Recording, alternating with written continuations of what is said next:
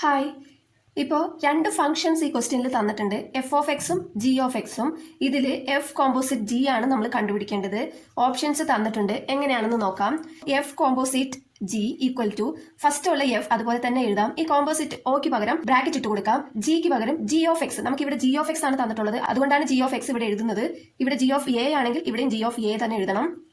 Equal to F of G of എക്സിന്റെ value എന്താണ്? 1/3x. അതിവിടെ സബ്സ്റ്റിറ്റ്യൂട്ട് ചെയ്യണം. ഇപ്പോൾ എഫ് ഓഫ് എക്സ് രൂപത്തിലായി, ജി പോയി.